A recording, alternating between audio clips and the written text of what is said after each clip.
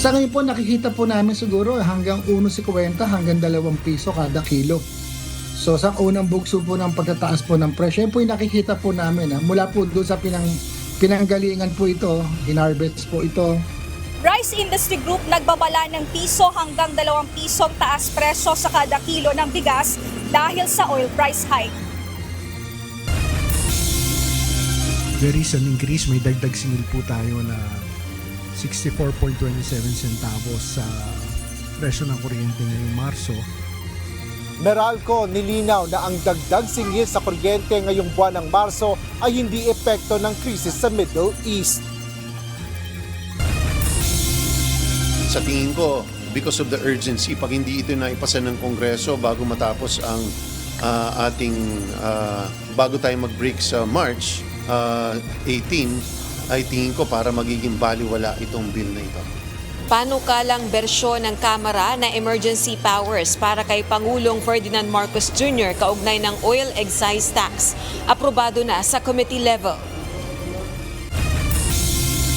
Of course, magfa-file na yung General Trias ng kaso laban doon sa mga identified na individuals involved doon sa ACD. No? And kung lalabas ang warrant yan, talagang hahanapin ng CIDG. No? And tingnan natin kung saan na ang mga ito. Palugit ng Department of the Interior and Local Government o DILG sa pagsuko ng ibang suspect sa hazing incident sa Cavite natapos na. Iba pang sangkot na nga kung magpapakita bukas.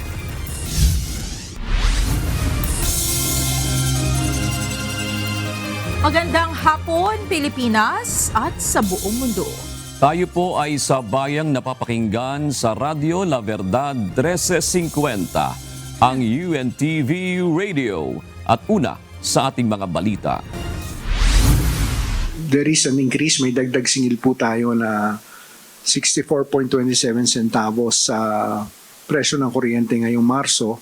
Sasabayan na rin ang dagdag singil sa kuryente ang big-time oil price hike ngayong linggo. Inanunsyo kanina ng Manila Electric Company o Meralco na simula ngayong Marso, tataas na rin sa 13 pesos and 81.61 centavos ang overall rate sa kada kilowatt hour ng presyo ng kuryente. Kasunod ito ng nasa 64 na sentimo kada kilowatt hour na dagdag singil ng kuryente ng power distributor. Para sa tipikal na customer na kumukonsumo ng 200 kilowatt-hour kada buwan, aabot sa 129 pesos ang maaaring madagdag sa kanilang March bill. Nasa 193 pesos naman para sa may monthly consumption na 300 kilowatt-hour, habang nasa 257 pesos ang inaasahang dagdag bayarin ng may 400 kilowatt-hour consumption at 321 pesos sa 500 kilowatt-hour na konsumo ng kuryente. Ayon kay Meralco spokesperson Josel Darriaga, pangunahing dahilan ng power rate increase ay bunsod ng pagtaas ng singil sa transmission at generation charges.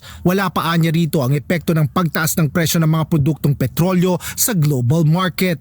Krisis sa gitnang silangan ay hindi pa naka-factor in dito. Yan marahil ay madadama natin sa susunod na buwan ng Abril batay sa kasalukuyang March supply month. Paliwanag pa ng Meralco, wala namang direktang epekto ang pagtaas sa presyo ng mga produktong petrolyo sa presyo ng kuryente. Ito ay dahil natural gas ang karaniwang ginagamit ng karamihan sa mga supplier ng kuryente ng Meralco. Inilahad naman ni Meralco Vice President and Utility Economics Head Lawrence Fernandez na hindi pa nila masabi ang epekto ng pagtaas ng naturang fuel prices sa presyo ng kuryente. Pero yung fuel cost, siguradong may impact na siya. Hindi lang natin masabi pa kung gaano kalaki kasi hintay natin gaano pa ba itatagal itong nangyayari sa Middle East. Gaano katagal pa yung impact niya sa fuel prices, lalo na sa liquefied natural gas na ginagamit ng mga malaking power plant sa Pilipinas, lalo na sa Batangas. Ayon sa Meralco, titignan pa nila kung ano ang gagawin ng kanilang mga supplier sa pagbili ng liquefied natural gas na papasok sa generation charge para sa buwan ng Abril.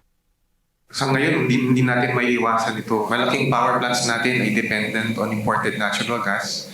And given the seasonal increase in demand for electricity darating sa summer, kailangan natin itong mga power plant na ito na tumakbo para hindi tayo magkaroon ng rotating brownouts. Dagdag pa ng Meralco, inaasahan din ang pagtaas ng konsumo ngayong tag-init mula buwan ng Marso na magdudulot ng paglaki rin ng demand sa kuryente. Residential, commercial, and industrial customers' consumptions really go up during this period, during the summer months. Nagkaroon pa ng krisis sa gitnang silangan, Middle East, na maglalagay ng pressure sa fuel supply. Kaya those two factors are really most probably going to drive prices higher, at kami gusto na namin i-emphasize yun na talagang it's almost inevitable. Para naman sa mga residential customer ng Meralco, dagdag pasanin nito sa kanila kasabay ng pagtaas ng presyo ng petrolyo at ng inaasang pagmahal na rin ng mga bilihin. Mahirap na magbayad pagka masyadong mataas na yung kuryente. Hindi po kaya, siyempre. Sa pag walang mga trabaho. Kailangan magtipid. Konting tipid talaga. Adjust. Para di makakonsumo. Hindi na kaya. Madalas na kami napatulan. Sa kabila nito, sinisiguroan nila ng Meralco na may sapat na fuel na maibibigay ang kanilang mga supplier at ng sariling generation arm nito upang hindi umabot sa pagpapatupad ng rotational brownout.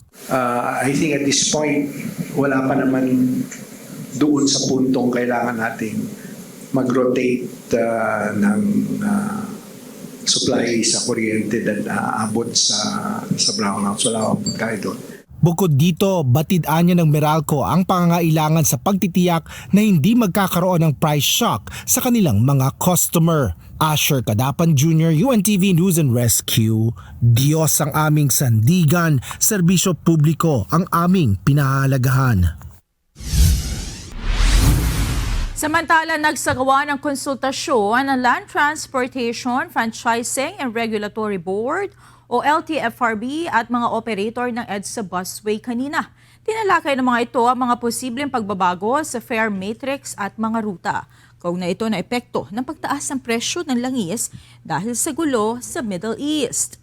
Ayon sa Regulatory Board, mahalaga ang ginawang pagpupulong para makapagplano ng marapat na pagtugon dahil sa mga hamon sa Middle East.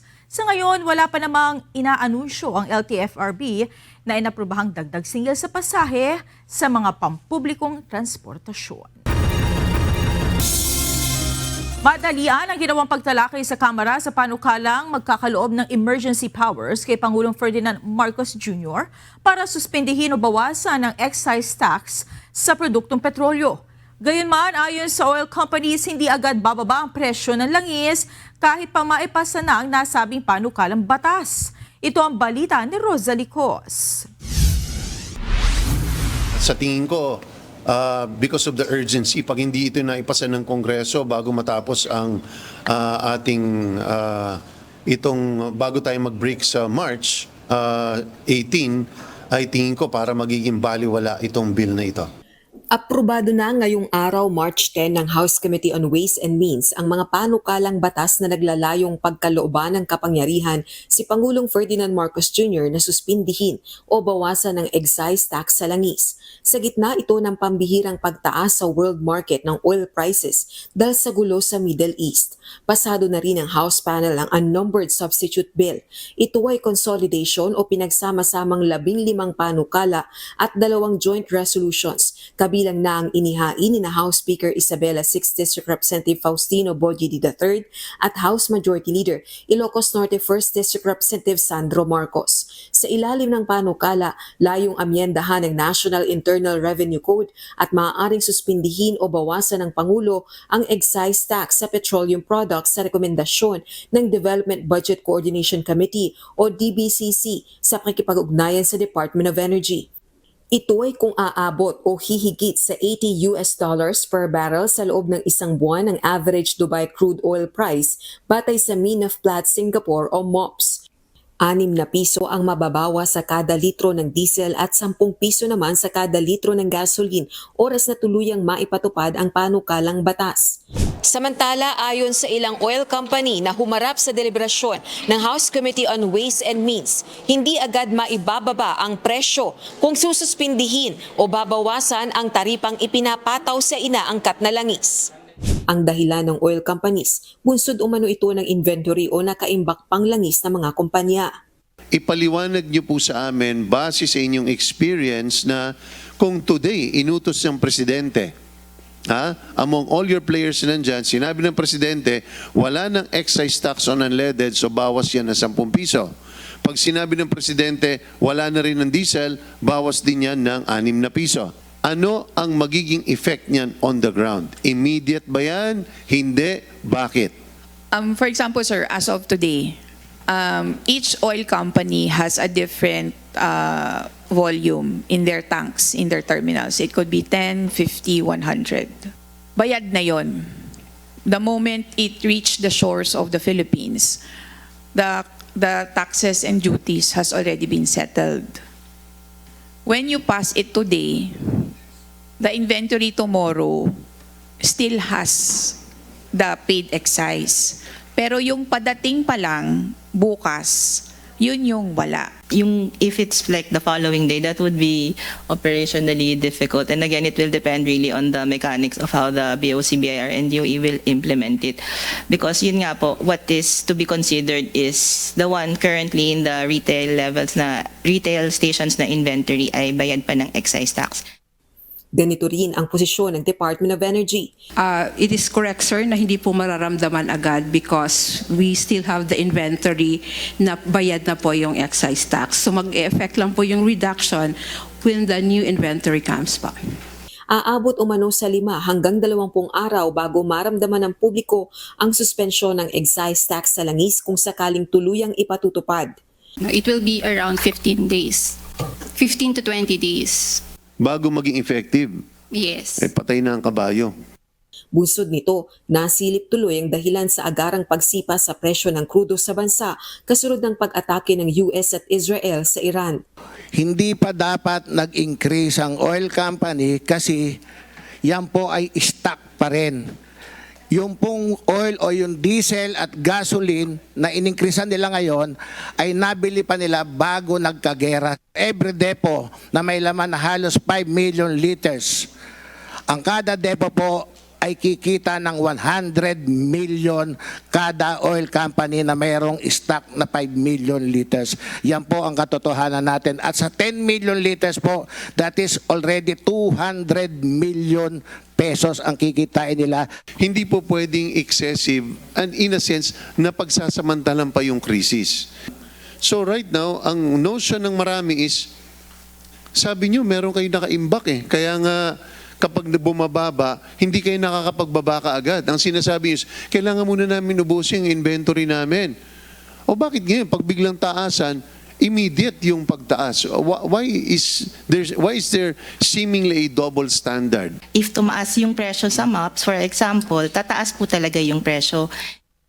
Kabilang naman sa isinusulong na maisama sa panukalang batas ang maibilang sa basic necessities o pangunahing pangailangan ng langis.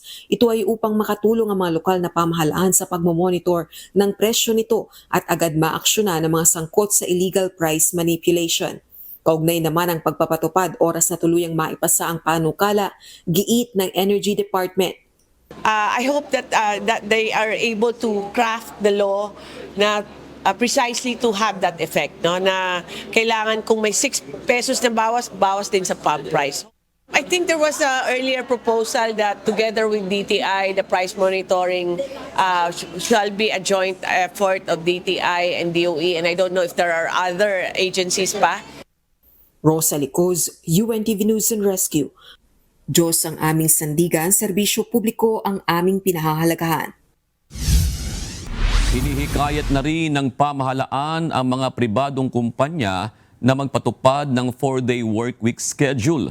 Ngunit paalala ng Department of Labor and Employment o DOLE, hindi dapat mabawasan ang benepisyo ng mga manggagawa sa private sector sakaling ipatupad ito. Ito ang balita ni JP Nunez.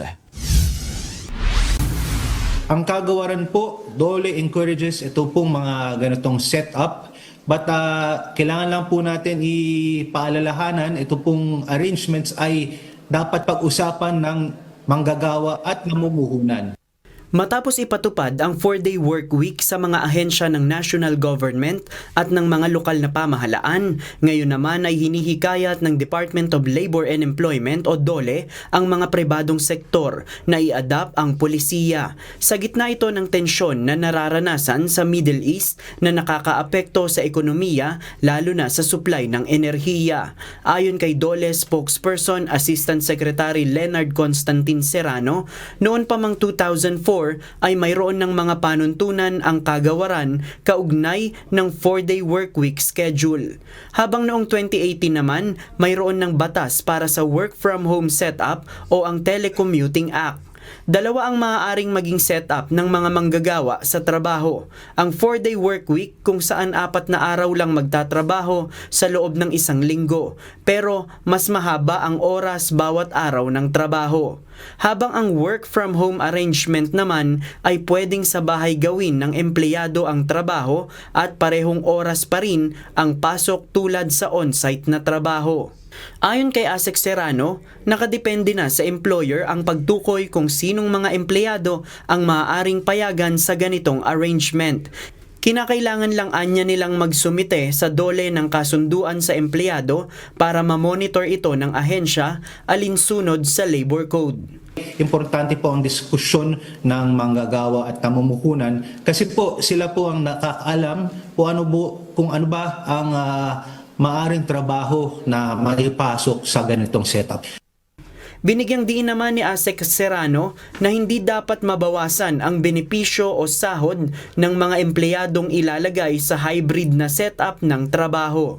Dapat ang ma-recognize, wala ring bias against those who will be working from home as compared to working inside dun sa workplace ng employer. Kumbaga dapat patas po ang mabibigay for work, the same work performed, same benefits, same wages ho. Sa panig naman ng Employers Confederation of the Philippines o ECOP, kung isusulong ang ganitong setup, mabuti nilang pag-aralang mabuti upang hindi naman matamaan lalo na ang maliliit na industriya at kumpanya. Dahil alam mo, mayroong advantages yan. Dadami ang oras sa paligid ng mga tao to spend with their family. They can also save on the transportation. Pero ang disadvantage naman yan, mayroong mga disruptions sa work. Dagdag pa nito na dapat kusang loob at hindi sapilitan ang implementasyon nito. Makabubuti ring tignan ang legal na aspeto upang mabalanse ang karapatan ng manggagawa at ng mga employer. Kabilang ang 4-day work week at work from home setup sa ipinatutupad na hakbang ng pamahalaan upang mapababa ang konsumo sa enerhiya ngayong patuloy ang pagtaas ng presyo ng krudo sa pandaigdigang pamilihan.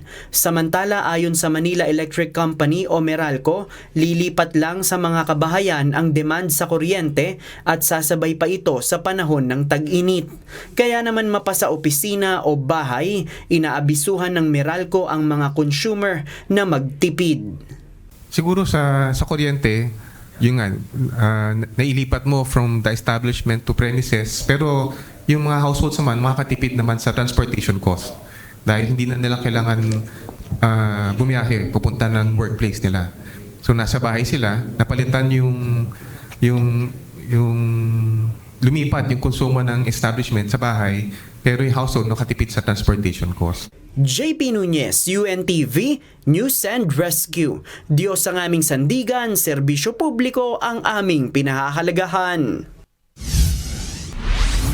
Nag-umpisa na ang mass repatriation ng mga Pilipinong naipit sa nangyayaring gulo sa Middle East. Ayon kay Palace Press Officer Undersecretary Claire Castro, nagsimula ng tumawid sa border crossing ang ilang Pilipino mula sa Israel.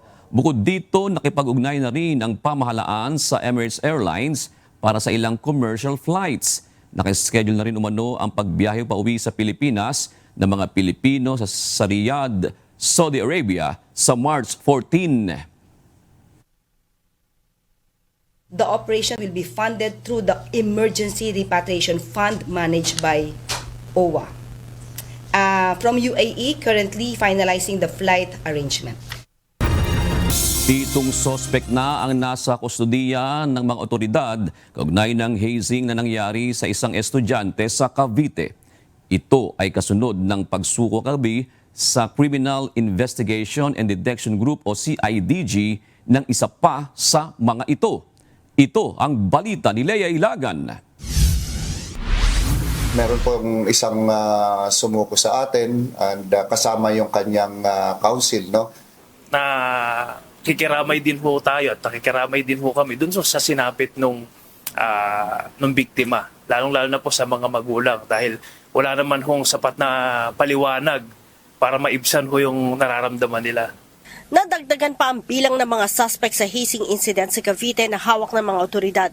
Kagabi, sumuko ang isa sa mga ito sa Criminal Investigation and Detection Group National Capital Region. Ayon kay CIDG NCR Chief Police Colonel John Kiagi, kasamang nagtungo sa kanilang tanggapan ng 26 anyos na alumnos ng PNTC Colleges ang kanyang abogado. Pumunta sa atin kagabi dito in relation doon sa hazing na nangyari doon sa Tracy Martires. Andito sa custody natin, ongoing lang yung investigation namin and we will be turning it over doon sa nakakasakop yung General Trias City Police Station. Tulad ng mga naunang sumuko, mahaharap din sa kasong paglabag sa anti-hazing law ang suspect. Ayon kay Attorney J.V. Grospe, nag-alala para sa kanyang kaligtasan ng kanyang kliyente kaya't pinili nitong sumuko sa mga otoridad. Kasama po siya doon sa pinangalanan. Kaya yun din po yung nagtulak sa kanya para initially magtago. Dahil siyempre nangamba ho siya sa kanyang buhay at seguridad. But after several days, doon niya napagtanto na wala pong magandang maitutulong kung magtatago siya. So, nandito ho siya ngayon, sumurrender ho dito sa CIDG-NCR. Bukod sa voluntaryong pagsuko, tumangging magbigay ng ibang detalye ang abogado. Yung version niya ho, saka na ho namin i-disclose yun dahil unang-una po, I hope you understand na may naisampa na hong kaso ho laban sa kanya. So it would be more prudent na sagutin niya na lang ho yung mga akusasyon sa proper venue, which is dun nga po sa prosecutor's office ho. Inaasahan naman ng CIDG-NCR na marami pa ang susukong suspect lalo't nagtapos na ang 3 araw na palugit kahapon na ibinigay ni Secretary Remulla. Of course, magfa-file na yung General Trias ng kaso laban doon sa mga identified na individuals involved doon sa hazing, no? And kung lalabas ang warrant yan, talagang hahanapin ng CIDG, no? And tingnan natin kung saan na ang mga ito. Sa isang text message, sinabi ng kalihim na hihintay nila ang mga nangakong susuko bukas. Sa kabuuan, mayroon ng 7 suspect ang hawak ngayon ng mga otoridad, habang 11 suspect kasama ang 3 John Does ang pinaghahanap pa. Lea Ilagan, UNTV, News and Rescue. Diyos ang aming sandigan, serbisyo publiko ang aming pinahahalagahan. Nagharap sa isang bilateral meeting sina Pangulong Ferdinand Marcos Jr. at United Nations Secretary General Antonio Guterres sa UN headquarters sa New York nitong Lunes. Kasama sa tinalakay ng dalawang leader ang ilang key global at regional issues. Ayon kay Palace Press Officer Undersecretary Claire Castro, nagpahayag ng pagsuporta ang UN leader sa isinusulong ng Pilipinas na non-permanent seat sa UN Security Council. Makatutulong anya ito sa kredibilidad ng Pilipinas bilang isang peace advocate at upang magkaroon ng boses sa mga global peace decision. Pinupuri po niya ang Pilipinas sa pamumuno po ng ating Pangulo dahil sa pagpopromote ng peace and democracy sa ating bansa. At sinabi din po niya na full support po ang UN para sa Philippines chairship to the ASEAN. He also wished the President the best in campaigning for our candidature.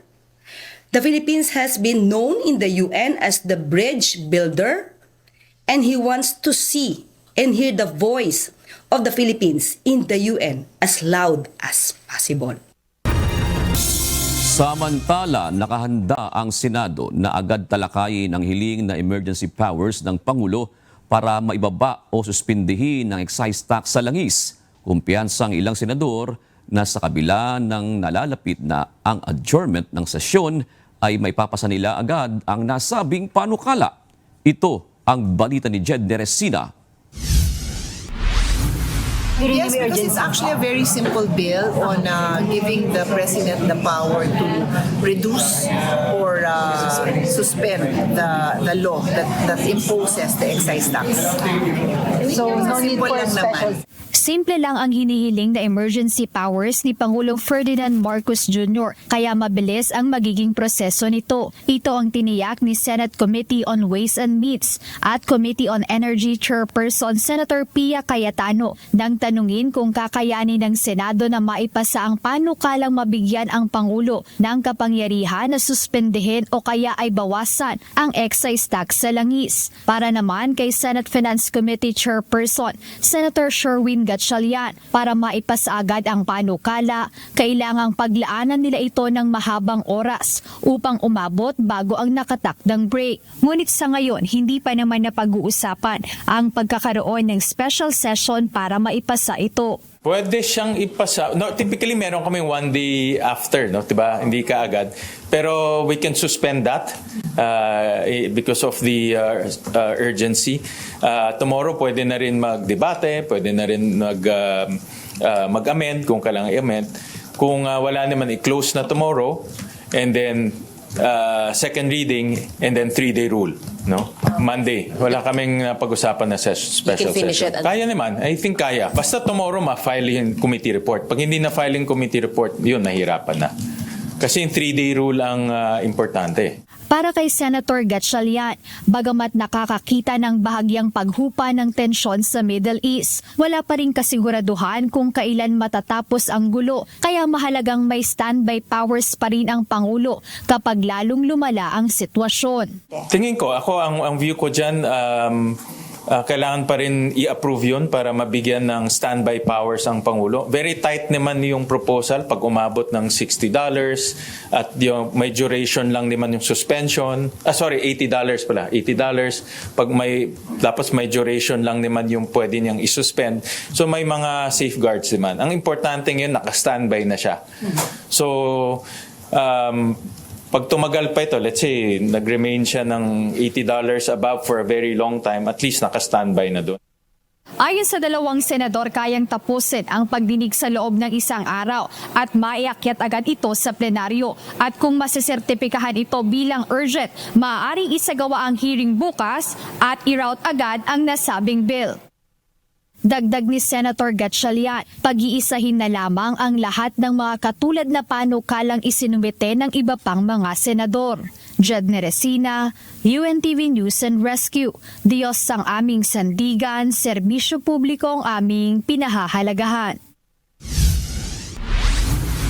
Nagbabala ang ilang grupo ng traders at retailers sa posibleng dagdag presyo sa kilo ng bigas. Anila, posibleng madagdagan ng hanggang 2 piso ang presyo ng kada kilo ng bigas sa pamilihan. Ito ay dahil pa rin sa patuloy na pagtaas ng presyo ng langis. Ito ang balita ni Mia Alonzo.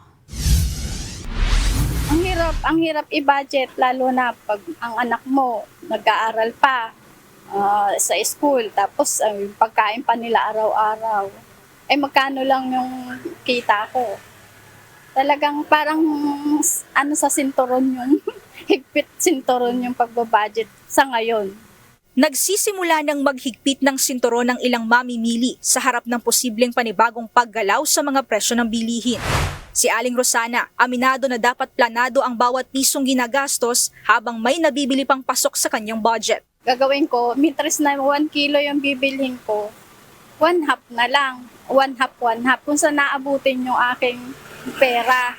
Samantala, ang eksena naman na ito sa isang Kadiwa store sa Elliptical Road, Quezon City ay isang larawan kung paano nag-a-adjust at dumidiskarte ang ilang mamimili sa kanilang pang-araw-araw na gastusin habang naghahanap ng mas abot kayang bilihin. Isa si Mang Ariel Gonzaga na kahit may edad na, nagtiyagang pumila sa Kadiwa store para masamantala ang mas murang presyo ng bigas. Medyo mataas po ngayon. Tapos po ngayon ang bilihin. Medyo nahirapan po kami sa pagbabudget.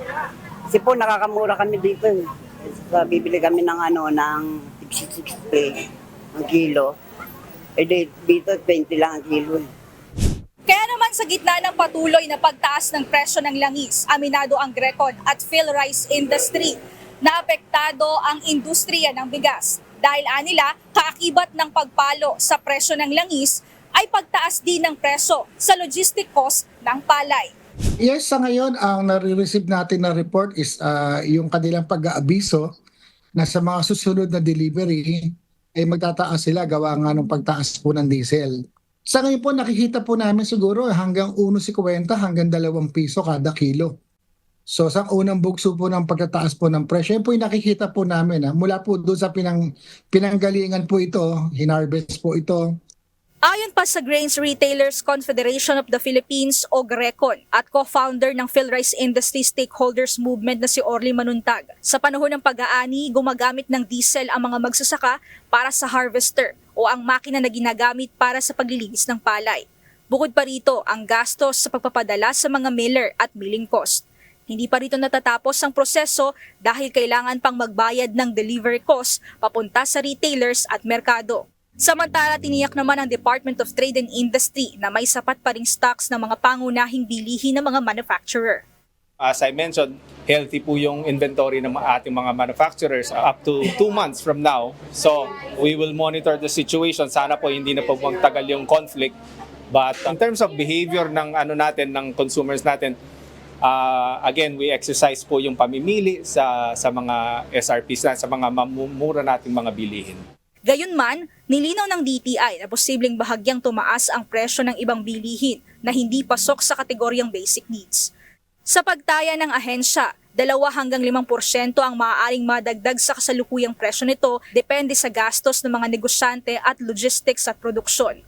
Tiniyak naman ng DTI na tuloy-tuloy ang kanilang pagbabantay sa supply at average prices ng fuel. Pinayuhan din ng mamimili na huwag mag-panic buying at i-report ang anumang abnormal price hikes sa DTI Hotline 1384. Mia Alonso, UNTV News and Rescue. Diyos ang aming sandigan, serbisyo publiko ang aming pinahahalagahan. Aprobado na sa House Committee on Ways and Means ang mga substitute bill na magpapawalang bisa sa ipinapataw na travel tax sa bansa. Oras na tuluyang ma-abolish ang travel tax sa mga programang pinupondohan nito ay dapat sagutin na ng national budget. Inaasahan ding tataas ng 22 billion pesos ang pondong ilalaan sa iba pang economic programs ng bansa. Ang nasabi panukala na isinulat ni House Majority Leader Sandro Marcos ay naglalayong baguhin ang probisyon ng Tourism Act of 2009 at ng Presidential Decree 1183 na batayan ng travel tax simula pa noong 1977. Sa mga bansa sa Southeast Asia, tanging ang Pilipinas na lamang ang nagpapatupad ng travel tax sa mga biyahero. Sa ibang balita, binigyan diin ni Pangulong Ferdinand Marcos Jr. ang kahalagahan ng kababaihan pagdating sa global development. Bahagi ito ng kanyang makasaysayang talumpati sa United Nations kasabay ng ika-70 sesyon ng UN Commission on the Status of Women. Ayon sa Pangulo, handa ang Pilipinas na makipagtulungan sa lahat ng bansa upang palakasin, protektahan at isulong ang interes ng mga kababaihan. Ipinagmalaki rin ng Pangulo ang mga Pilipina bilang bahagi ng haligi at katatagan ng bansa.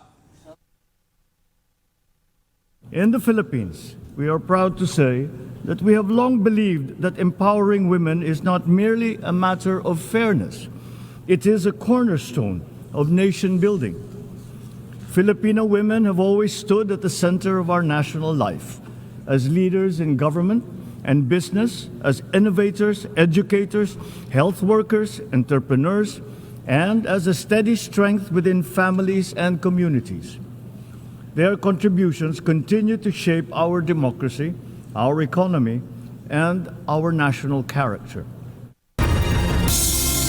Mainit ngayon ang usapin tungkol sa diskriminasyon o pambabastos lalo na sa kababaihan kasunod ng isang kontrobersyal na pahayag ng isang mambabatas. Sa ilalim ng justice system ng bansa, mayroong umiiral na batas na kung tawagin ay Safe Space Act o Anti-Bastos Law. Ano nga ba ang batas na ito? At ano ang saklaw maging ang mga parusa sa ilalim nito? Ito ang balita ni Dante Amento. Walang paggalang sa babae. Wala ring respeto sa sariling tungkulin. Ang masama pa, they dismiss their foul comments as humor or political banter. May isang kongresistang nagpantasya ng kalaswaan sa isang artista. Umani ng samot-saring batikos, galit o hindi magandang reaksyon lalo na mula sa mga kababaihan ang pahayag kamakailan ni Quezon City 4th District Representative Bong Suntay patungkol sa artistang si Ann Curtis. Bagamat ipinaliwanag naman itong walang mali siya ang kanyang sinabi. At kagaya ng sinabi ko, there was no malice intended in that analogy. I wanted to drive a point na ang punto ko, desires and imaginations without an overt act is not an impeachable offense. The analogy made was not intended to put malice in that particular statement. Ang gusto natin is i-point out that kadalasan may mga statements which are taken out of context. Noong April 17, 2019, pinirmahan ang batas na Republic Act No. 11313 o ang Safe Spaces Act na mas kilala rin sa tawag na Anti-Bastos Law. Layunin nito ang buong paggalang sa karapatang pantao at kaligtasan, lalo na ng mga kababaihan sa mga pampublikong lugar, online, sa trabaho at sa mga institusyong pang-edukasyon. Sa ilalim nito, pinaparusahan ang iba't ibang uri ng gender-based sexual harassment o pambabastos. Kabilang dito ang catcalling o pagsipol, panlalait, panunukso, paulit-ulit na paghingi ng personal na detalye at mga mapanirang salita o nang mamaliit batay sa kasarian o sexual orientation o pagkakakilanlan.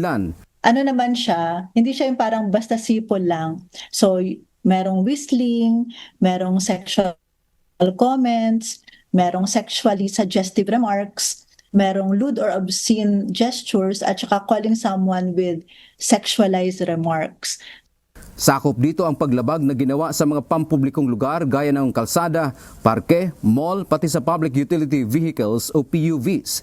Hindi tulad ng lumang batas kung saan ang mga otoridad lamang ang maaaring makasuhan sa ilalim ng Anti-Bastos Law, kahit sino ay maaaring managot.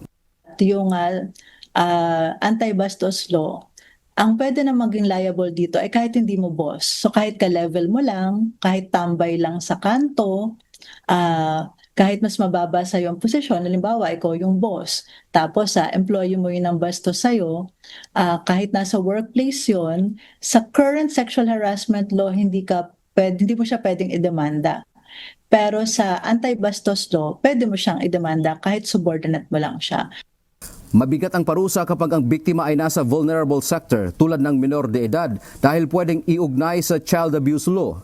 Gayon din kapag ang violator ay isang militar o miyembro ng PNP o kaya driver ng PUV at ang biktima ay pasahero na minor, senior citizen, person with disability. Lalong mabigat naman ang parusa kapag ang harassment o pambabastos ay ginawa online. Kabilang dito ang paggamit ng teknolohiya upang manakot, cyberstalking at ang pagbabahagi ng mga larawan o video na may sexual na nilalaman ng walang pahintulot. Aabot ang multa sa 100,000 pesos hanggang kalahating milyong piso o pagkakakulong ng 6 na taon. Hindi lang naman din babae ang pwedeng maging victim nito kasi consider this as gender-based, no? So kung meron ding mga members ng LGBT natin na sexually harassed because of a certain remark or acts, then members of our LGBT can likewise use and utilize this law to be able to protect themselves. Para sa mga pampublikong lugar, ang mga establishmento gaya ng mga mall, restaurant at sinehan ay obligadong magpatupad ng zero tolerance policy laban sa pambabastos. Dapat silang maglagay ng mga malinaw na babala at magtalaga ng isang anti-sexual harassment officer na tatanggap ng mga reklamo. Ang Philippine National Police o PNP at mga local government unit o LGU ang mga itinalagang pangunahing magpapatupad ng batas na ito. Sa ilalim ng Anti-Bastos Law, inaatasan din ang mga paaralan at mga opisina na bumuo ng kanilang komite upang agad na matugunan ang mga reklamo ng harassment o pambabastos sa loob ng kanilang nasasakupan. Dante Amento, UNTV, News and Rescue. Diyos ang aming sandigan, serbisyo publiko ang aming pinahahalagahan. Narito naman ang mga balita sa iba't ibang panig ng mundo. Ihahatid ng ating global correspondent na si Jack De Ocampo na nasa Chester, United Kingdom.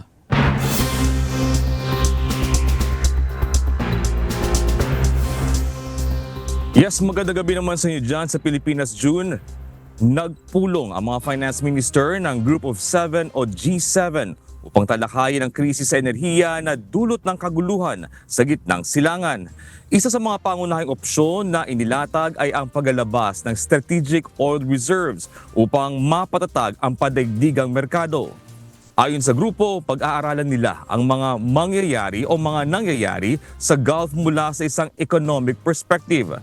Bagaman wala pang nabubuong kasunduan ng grupo, tiniyak ng G7 countries na wala pang indikasyon sa ngayon kung kailangan nang gamitin ang kanilang emergency stocks bunsod sa krisis sa langis. Babawiin na ng Estados Unidos ang ipinataw na sanction sa langis sa ilang oil-producing countries. Ito ay upang mapanatili sa mababang halaga ang presyo ng crude oil sa merkado. Sinabi rin ni US President Donald Trump na posibleng matapos na rin ang aniya ay short-term war sa Iran. Ito ang balita ni Noel Poliarco. We're also waiving certain oil-related sanctions to reduce prices. So we have sanctions on some countries. We're going to take those sanctions off till this straightens out. Then who knows, maybe we won't have to put them on. There'll be so much peace. Inianunsyo ni United States President Donald Trump na aalisin ng US government ang sanctions sa oil-producing countries para mapanatiling mababa ang presyo ng enerhiya kasabay ng nangyayaring gyera ng US at Israel laban sa Iran.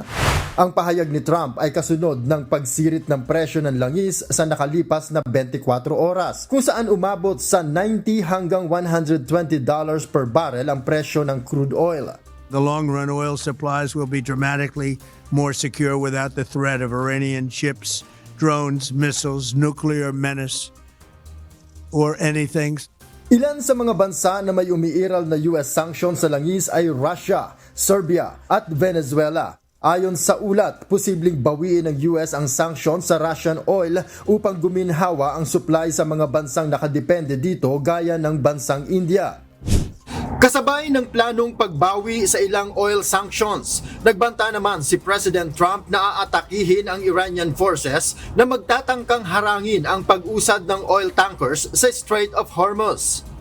Ayon sa ulat, ilang tankers ang patuloy nang nakakadaan sa Strait of Hormuz, subalit nagpapatay ang mga ito ng AIS transponder bago pumasok sa nasabing shipping lane at muli nilang sinuswitch on paglabas. Kamakailan din, sinabi ng Iran na tanging ang mga oil tankers lamang ng China ang kanilang pinapayagang dumaan sa Strait of Hormuz at ang alinmang bansa na tutulong sa US at Israel ay hindi nila papayagan. Kasabay nito, nangako ang US President na sisiguraduhing ligtas ang passage at movement sa Strait of Hormuz habang nagpapatuloy ang gyera. The Strait of Hormuz is going to remain safe. We have a lot of Navy ships there. Sinabi rin ni Trump na posibleng matapos na ang bakbakan sa Middle East dahil unti-unti nang humihina ang puwersa ng Iran. We took a little excursion because we felt we had to do that to get rid of some evil. And I think you'll see it's going to be a short-term excursion. How good is our military, right? Noel Poliarco, UNTV News and Rescue. Diyos ang aming sandigan, serbisyo publiko ang aming pinahahalagahan.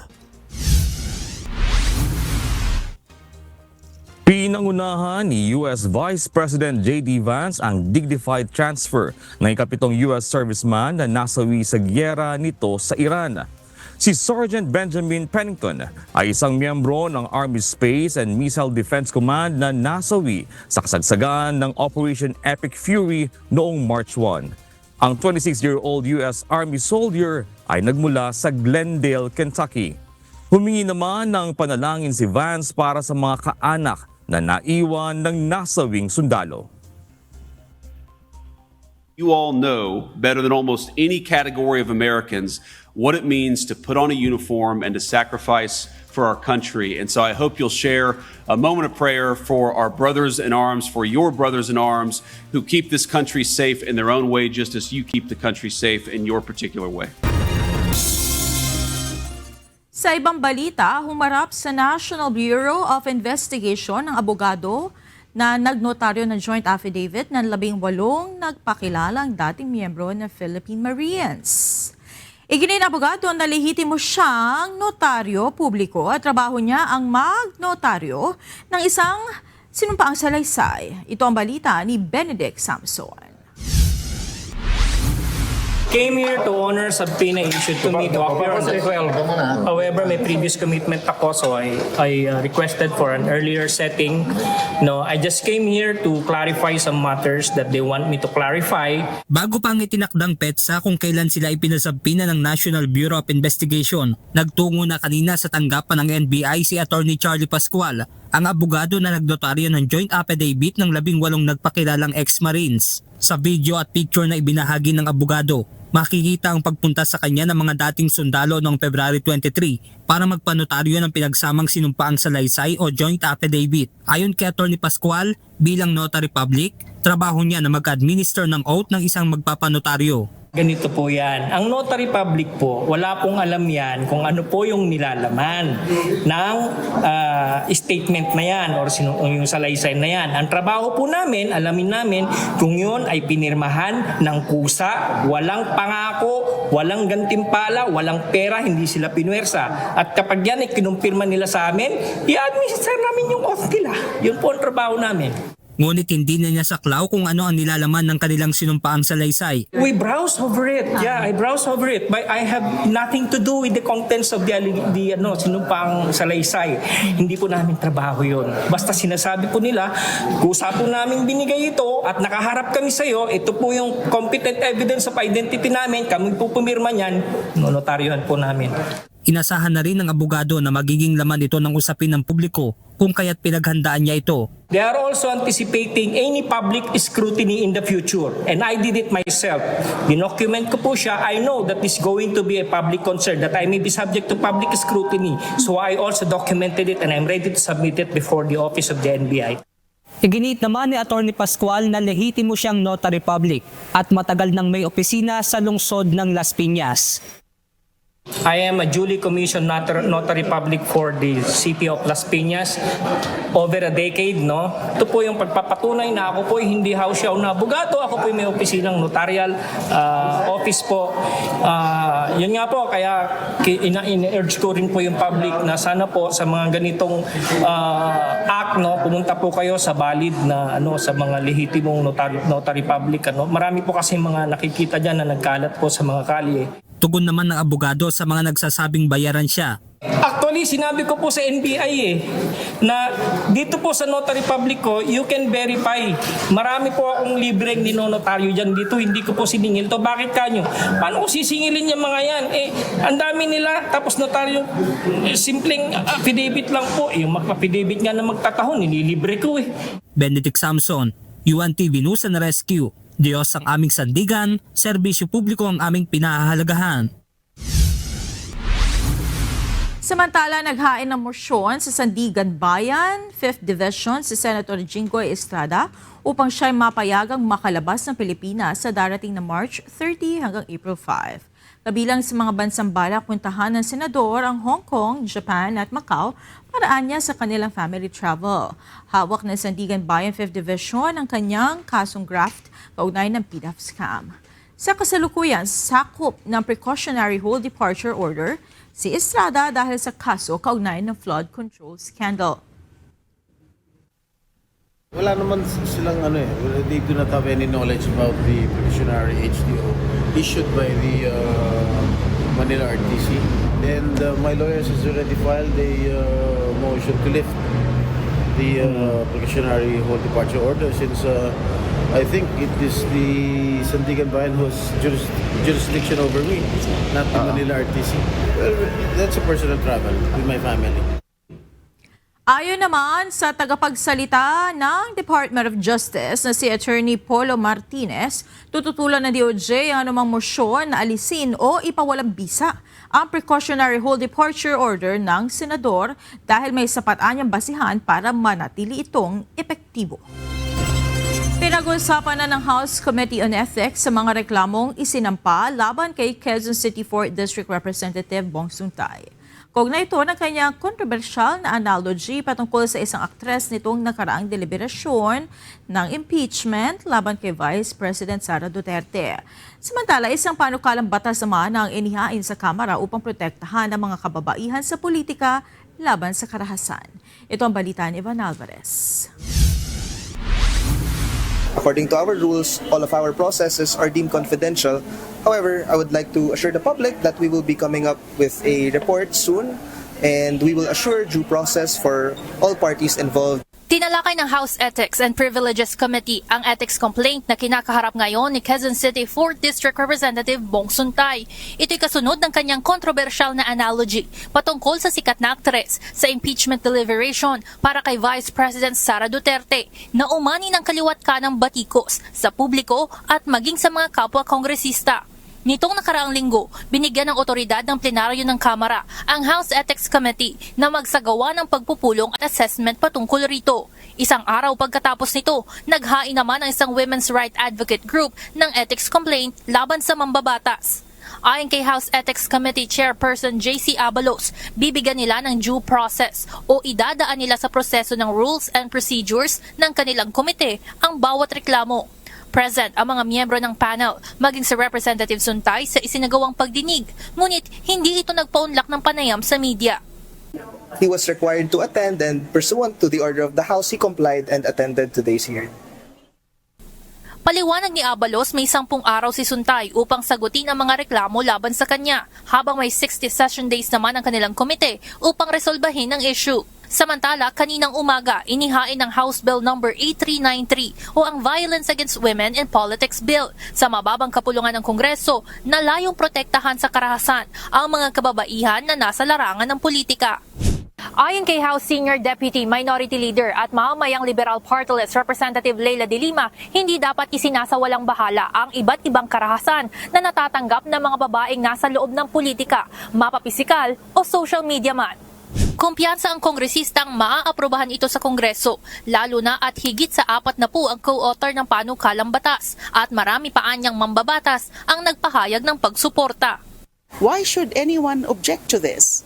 You know, that this is for the good also of the institution, that women members are protected, duly protected, shielded from violence, especially psychological violence. Kapag laganap ng mga disinformation about women, even deep fakes, grabe sa social media. If you just have to scan in a day, social media, you will always find there posts about, things that degrade the dignity of women, including women in politics. Paliwanag ni Representative De Lima, napapanahon ang bill na ito, lalo na dahil sa kaliwat kanang issue ng mga karahasan na sumusulpot sa social media, maging sa mismong Kamara. Isabay pa na buwan ngayon ang pagdiriwang ng mga kababaihan. Evan Alvarez, UNTV News and Rescue. Diyos ang aming sandigan, serbisyo publiko ang aming pinangahalaan. Attend and pursuant to the order of the House, he complied and attended today's hearing. Samantala, kinagalit ni Pangulong Ferdinand Marcos Jr. ang hindi magandang pagtrato ng isang opisyal ng Embahada ng Pilipinas sa Bahrain sa ilang nakaharap na overseas Filipino workers. Ayon kay Palace Press Officer Claire Castro, agad na inatasan ni PBBM si Department of Migrant Workers Secretary Hans Leo Kakdak na aksyonan ang insidente. Sa ngayon ay nirecall na ang Migrant Workers Office employee sa Bahrain dahil sa ginawa nitong pagtaboy sa mga OFW. Hindi po ito ikinatuwa ng Pangulo. Nagalit siya para sa ating mga OFWs dahil sa pagmamaltrato ng ilang public servant. Patuloy naman ang paninindigan ni Pangulong Ferdinand Marcos Jr. sa hindi muling pagsali ng Pilipinas sa International Criminal Court. Ito ang inihayag ni Palace Press Officer Claire Castro sa isang panayam sa New York City. Wala nang iba pang ibinigay na dahilan si Castro kasunod ng binitawang salita sa kanya ni PBBM kaugnay rito. Samantala, iginiit ng Armed Forces of the Philippines na hindi apektado ang kanilang operasyon sa West Philippine Sea ng pagtaas ng presyo ng produktong petrolyo. Ayon sa Philippine Navy, ang lahat ng kanilang operational activities, pagpapatrolya at security mission sa WPS ay bahagi ng kanilang mandato na ipagtanggol ang soberanya ng Pilipinas. Dahil dito, hindi dapat makompromiso ang pagganap ng kanilang tungkulin kahit pa may krisis sa langis. All activities of the AFP for this year that are operational in nature will continue. It's our mandate that they should be performed. For the AFP, all operational matters will continue. We could not afford to have a letdown in performing our mandate.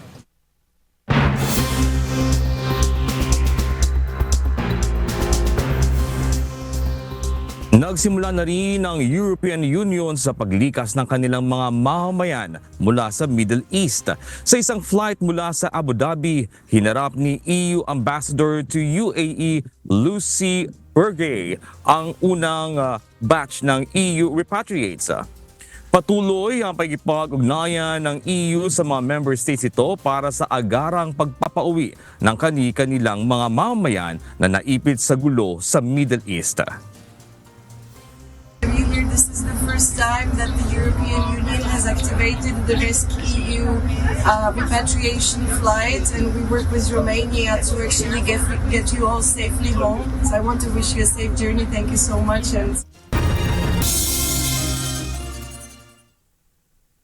Samantala, nakaalis na rin patungong Riyadh, Saudi Arabia, ang isang tanker aircraft ng Royal Singapore Air Force upang sunduin ang kanilang nationals na naipit sa gulo sa Middle East.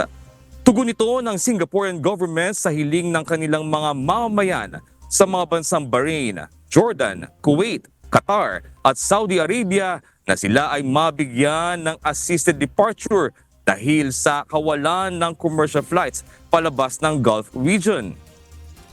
Nilinaw naman ng Singaporean government na ang pagpapadala nila ng eroplano sa Middle East ay para lamang sa pagsundo sa kanilang mga mamamayan. Ang susunod na government-assisted flight ay itinakda sa March 12. Sinimulan na rin ng bansang Australia ang paglikas sa mga mamamayan nito sa Middle East. Bukod sa chartered flight, magpapadala na rin ang bansa ng karagdagang mid-range missiles sa UAE. Ito ay bilang proteksyon ng Gulf countries upang mapanatiling bukas ang airspace at ligtas na makauwi ang kanilang mga mamamayan. Ito ang balita ni May Viandog. Further services are scheduled in the coming days. Yesterday, we saw the first flight from Qatar direct to Australia land safely, and we hope to see further flights in coming days. Magpapadala ng E-7A aircraft ang Royal Australian Air Force sa United Arab Emirates upang sunduin ang Australian nationals na naiipit ngayon sa kaguluhan sa Gulf region. Ayon kay Deputy Prime Minister at Minister of Defence Richard Marles, bukod dito, magdaragdag rin ng Australian government ng supplies ng defensive missiles sa UAE upang tiyakin na mananatiling bukas ang airspace para sa ligtas na pag-uwi ng mga i-repatriate nilang mamamayan. Ayon kay Marles, prioridad ng pamahalaan na masigurong ligtas ang bawat Australian na nasa gitnang silangan. Sa ngayon, mayroon ng 115,000 Australians sa Middle East, 24,000 sa mga ito ay nasa United Arab Emirates. Panawagan naman ni Senator Penny Wong ng Ministry of Foreign Affairs sa mga Australians, samantalahin ng makaalis sa Gulf region sa lalong madaling panahon habang may commercial flights na nag-ooperate. There are many more Australians still in the Middle East, and we do understand these are difficult decisions for Australians and their families. But can I echo what the Prime Minister has now said? We encourage those who do wish to leave, do so now. Do so while commercial flights are still available, however limited. Samantala, pinagkalooban ng Australian government ng humanitarian visas ang 5 miyembro ng Iranian women's football team na naglaro sa Asian Cup sa Gold Coast. Ayon kay Immigration Minister Tony Burke, ang mga atleta ay nailipat na ng Australian Police sa ligtas na lugar.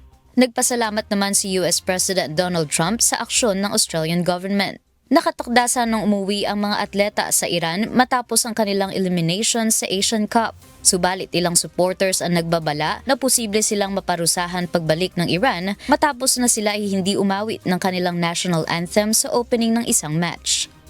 Ayon sa ulat, isang TV commentator sa Iran ang tinawag ang mga atleta na wartime traitors at iginigiit na sila ay maparusahan.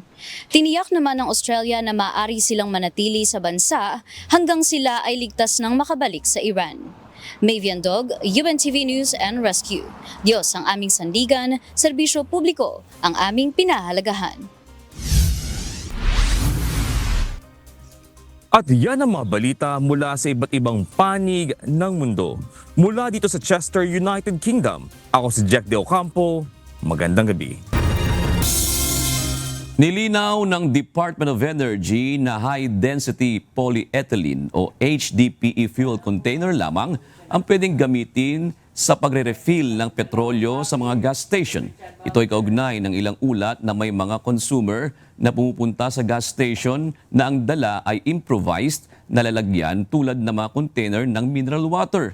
Dahil dito ay nabusuhan ng DOE ang publiko na iwasan ang paggamit ng improvised na lalagyan upang maiwasan ang pagtagas at anumang aksidente gaya ng sunog, lalo na ngayong Fire Prevention Month.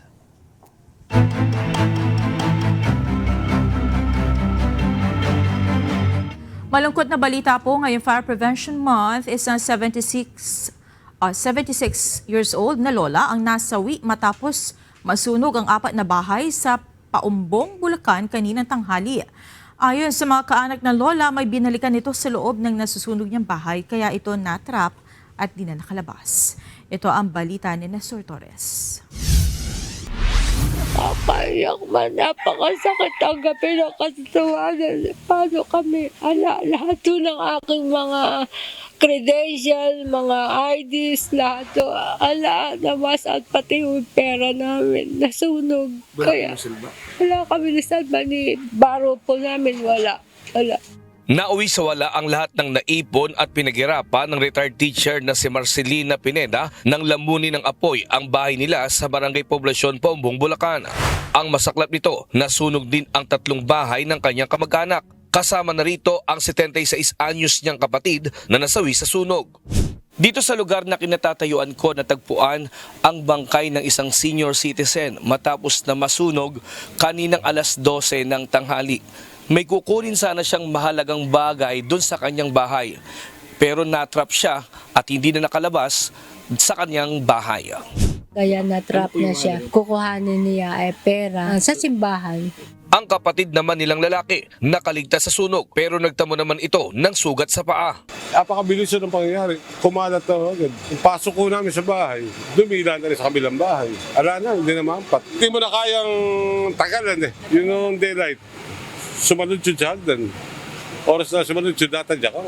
Sa drone shot na kuha ng isang concerned citizen, kitang-kita ang makapal na usok at paglamo ng apoy sa 4 na bahay na nasunog na yari sa light materials. Umakyat sa first alarm ang sunog. Mabuti na lang at dinadamay ang istasyon ng bombero at health center ng Paumbong na katabi mismo ng nasunog ng mga bahay. Mahirap pong i-penetrate. Tapos kung titingnan nyo po, kahit nasa likod po ng station po namin, marami pong kailangang ilatag na hose. So nakakadagdag na rin po sa operation kasi yun. So hindi na po ganun kalakas yung bigay po ng tubig. Kasi marami na po tayo nakalay na hose. Nung nag-overhauling na po, yun po yung huling proseso po ng isang sunog na kung saan sinisigurado na po natin na wala ng apoy. Doon po lumitaw na meron nga po tayong isang casualty. Sa ngayon, patuloy pang isinasagawang investigasyon ng BFP sa mismong pinagmulan ng sunog. Umaasa naman ang mga pamilyang nasunugan na matutulungan sila ng lokal na pamahalaan sa kanilang problema sa bahay at mga pangangailangan. Nestor Torres, UNTV News and Rescue. Diyos ang aming sandigan, serbisyo publiko ang aming pinahahalagahan. Wala namang building permit ang karamihan ng mga gusali sa Baguio City batay sa datos ng lokal na pamahalaan. Sa Boracay, pasado sa water quality testing ang mga lugar na malimit puntahan ng mga turista. Ito ang balita ni Lalaine Moreno. Sa Luzon, mayorya ng mga estruktura sa Baguio City ay wala pa ring building permit. Batay sa records ng CBAW, sa kabuang 83,335 na estrukturang nakatala sa lungsod, 61,645 o katumbas ng 74% ang wala pang building permit.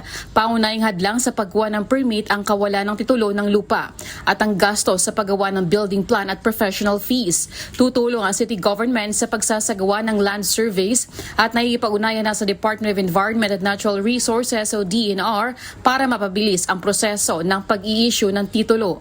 Mahalaga ang pagkuha ng building permit upang matiyak ang kaligtasan ng mga estruktura at masunod ang mga patakaran sa zoning at kalikasan. Sa Visayas, pasado sa Water Quality Testing ng Environmental Management Bureau 6 ang 24 na sampling station sa Boracay Island. Kabilang narito ang beachfront, wetlands at malapit sa port. Ganon din sa Bulabog Beach na dating marumi dahil nilalabasan ito ng mga drainage pipe ng ilang establishmento. Batay sa testing, pumasa ito sa dissolved oxygen, pH, total suspended solid, color at fecal coliform concentration. Sa lumabas na laboratory test, ligtas itong paliguan ng mga turista. At sa Mindanao, nalalapit na ang 10th National Fire Olympics 2026 na nakatakdang idao sa Oroqueta City, Misamis Occidental sa March 22 hanggang 26. Pangunahan ito ng Bureau of Fire Protection kung saan magtatagisan ng mga bombero mula sa iba't ibang panig ng bansa sa mga firefighting at rescue simulation event.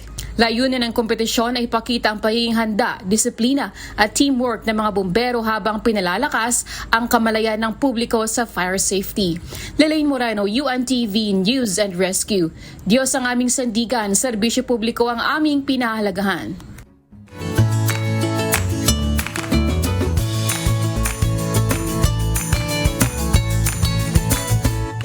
Narito po ang ating mga naging kausi ngayong araw na Martes. Salamat po at shout out kina Conrad Dueñas, gayon din po kay Rogelio Nones at Jomari Jimenez. Gayon din kay Danny Sico, Mary Ann Salazar at Divina Depeno. Samantala mga kasambahay, kung may mga istorya po kayong nais pang balikan sa Ito Ang Balita, pwede niyo po itong muling mapanood sa aming mga official social media account. Magtungo lamang po sa UNTV News and Rescue YouTube channel at i-click ang subscribe button. Gayon din sa aming Facebook, Instagram, X at TikTok accounts.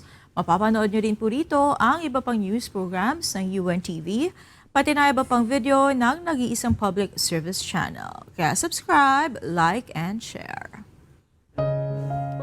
Narito naman ang salita ng Diyos na ating sandigan mula sa aklat ng unang Pedro 3 at 12 na nagsasabi, sapagkat ang mga mata ng Panginoon ay nasa mga matuwid at ang kanyang mga pakinig sa kanilang mga daing. Ngunit ang mukha ng Panginoon ay laban sa mga nagsisigawa ng masama.